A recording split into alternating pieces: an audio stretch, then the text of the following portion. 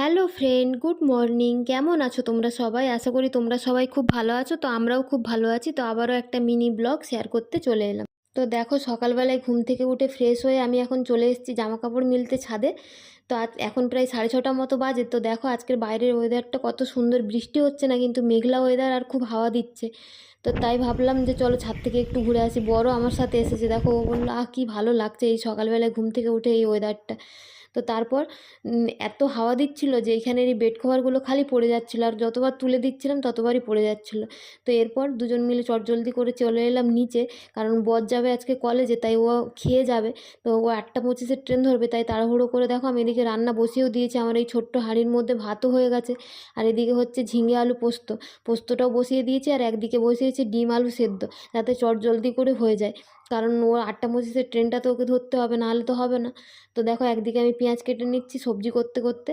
তো দেখো এখানে পোস্তটা আমার প্রায় হয়েই এসেছে, আমি পোস্তও দিয়ে দিয়েছি। এবার একটু অল্প জল দিয়ে নামিয়ে নেব। তো দেখো ডিমের তরকারির জন্য আমি এবার পেঁয়াজটাও কেটে নিচ্ছি। তো কারণ এখন তাড়াহুড়ো করে বানাতে হবে, তো চলো এখন এইটুখানি। তো এরপর দেখো রান্না হয়ে গেছে আমার, আমি এখন ঘরে চলে এসেছি, দেখছি ও রেডি হয়ে গেছে। এখন চিরুনি করছে। দেখো ওর মন খারাপ, ও রেডি হওয়ার সময় হলেই প্রত্যেক দিনই মন খারাপ হয়ে যায়। কারণ এই কয়েকদিন ধরে ওর ঘড়িটা হারিয়ে ফেলেছে। ও হারায়নি ঠিক, মানে ব্যাগটা ওর চুরি হয়ে গেছে ট্রেন থেকে, আরও অনেক কিছু জিনিস ছিল, তার মধ্যে ঘড়িটাও ছিল। তো তাই আর ও ঘড়ি পরছে না। প্রত্যেক দিন রেডি হওয়ার সময় হলে এই হাতটায় যখন পারফিউমটা লাগায় তখন ওর মনে হয় যে ওর ঘড়িটা নেই। ওর আরও ঘড়ি আছে কিন্তু সেগুলো আর পরছে না, কারণ ওটা ওর খুব পছন্দের ঘড়ি ছিল তাই। তো এখন বলছে যে চলো জলদি করে খাবারটা দাও, অনেকটা লেট হয়ে গেছে। তো এখন তাই ভাবছি যে চলো খাবারটা দিয়ে নিই, তারপর কথা হচ্ছে। তো দেখো আজকে সকাল সকাল একটুখানি রান্না করেছি, আর কিছু রান্না করতে পারিনি।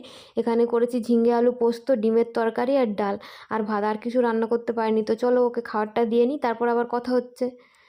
তো দেখো আমাদের খাওয়াও হয়ে গেছে, আর ও এখন বেরিয়েও যাচ্ছে। তো এরপর আমার বাকি কাজ কমপ্লিট করব। আজকের ব্লগটি কেমন লাগলো প্লিজ কমেন্ট করে জানাও।